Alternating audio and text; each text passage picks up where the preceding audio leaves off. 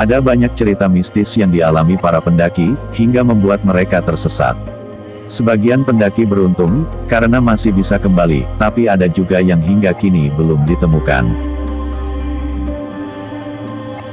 Meskipun telah berpengalaman, dan membekali diri dengan baik sebelum mendaki, terkadang ada hal-hal yang terjadi di luar kendali. Nggak jarang kejadian itu nggak bisa dinalar dengan akal sehat. Berikut ini, beberapa faktor yang melatar belakangi pendaki tersesat dan mungkin meninggal.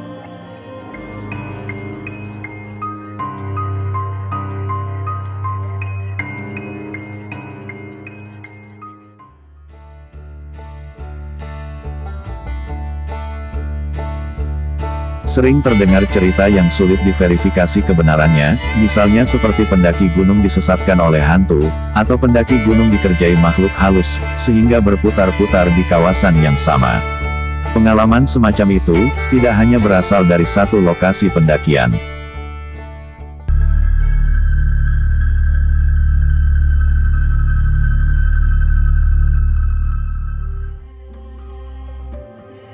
Saat mendaki Gunung Prau, rombongan Harley, yang lelaki semua, bernyanyi bersama. Namun Harley mendengar ada suara perempuan, yang ikut bernyanyi bersama mereka.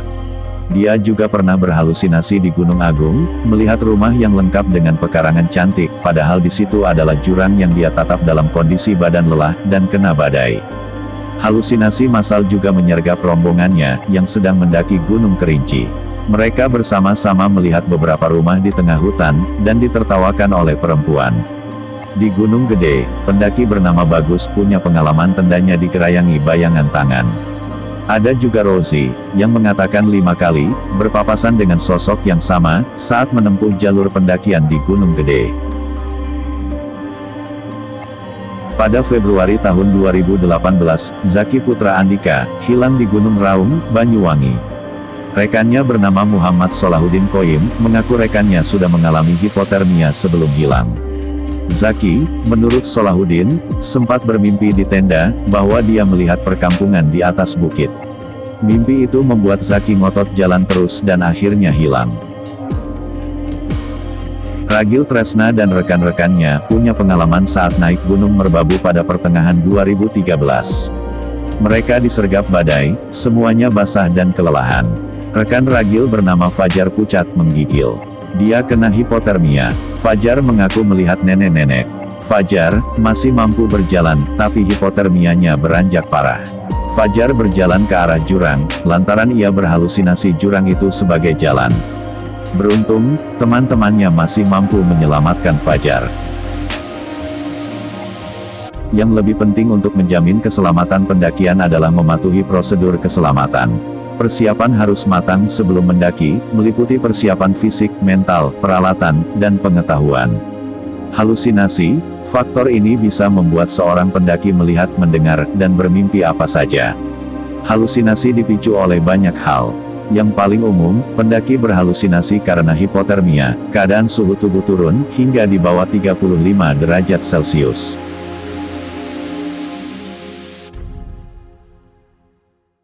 Ketika panas tubuh turun, dia akan mengigau. Kadang-kadang orang bilang, orang itu sedang kesetanan, atau kesurupan, padahal dia mengalami hipotermia, dan memasuki tahap halusinasi. Pendaki harus mencukupi kebutuhan kalorinya, untuk menghindari hipotermia. Apalagi saat ini kawasan pegunungan di Jawa, sedang memasuki masa bediding, yakni udara di pegunungan banyak yang membeku. Hipotermia pun mudah terjadi. Selain itu, ada sebab lain yang bisa memicu halusinasi.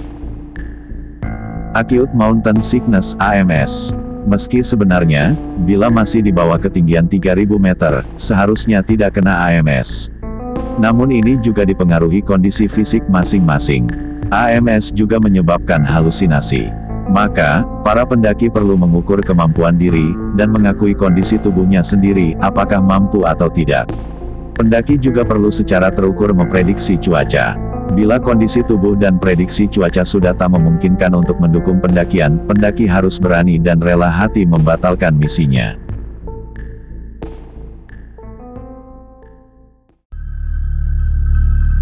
Suara yang menipu. Pria asal Palangkaraya bernama Indra pernah dilaporkan hilang di kawasan Gunung Muro, Kalimantan Tengah. Saat ditemukan, dia dalam keadaan lemas, karena nggak makan selama 1 minggu. Ia mengaku mendengar suara tiang listrik yang dipukul. Dia mengikuti arah suara tersebut, tapi malah membuatnya tersesat. 3 hari, dia bertahan hidup seadanya, sambil menunggu bantuan datang. Di hari keempat, barulah dia ditemukan warga yang melintas. Bayang Semu. Tahun 2015 lalu, 7 orang pendaki harus dicari tim SAR lantaran nggak kunjung turun hingga 2 hari. Mereka mendaki Gunung Lawu pada 2015, untungnya mereka ditemukan dalam keadaan selamat. Angger, salah satu pendaki yang sudah 2 kali mendaki Gunung Lawu menuturkan, dirinya dan teman-teman merasa bingung saat akan turun dari puncak.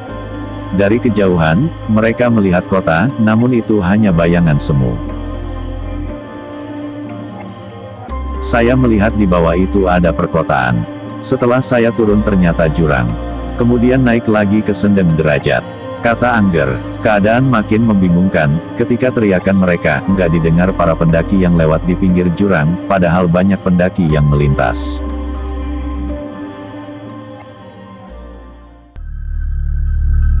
Hilang menuju puncak.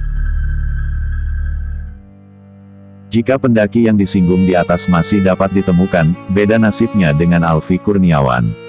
Dia dan 6 pendaki asal Magelang, merayakan malam pergantian tahun baru 2019 di puncak tertinggi Gunung Lawu, melalui jalur Candi Ceto, Karanganyar, Jawa Tengah, pada tahun 2018.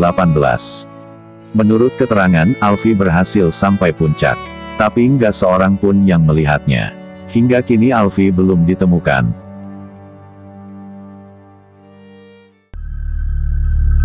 Ditelan kabut.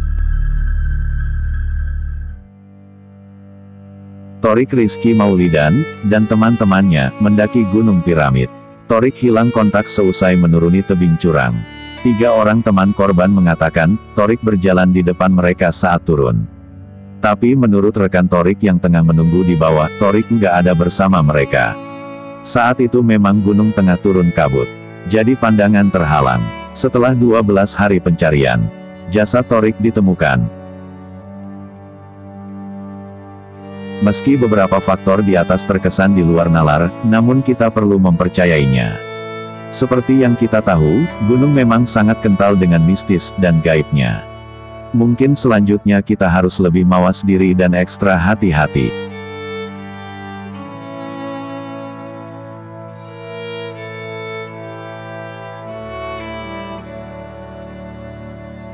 Demi keamanan, para pendaki perlu selalu berada dalam rombongan.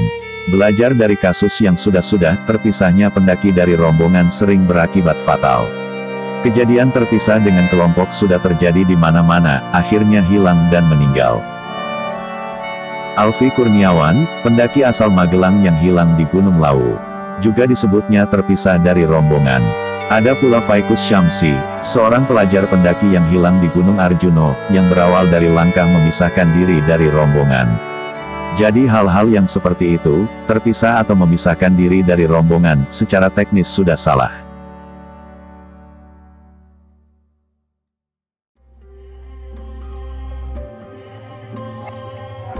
Terima kasih sudah menonton video ini sampai habis.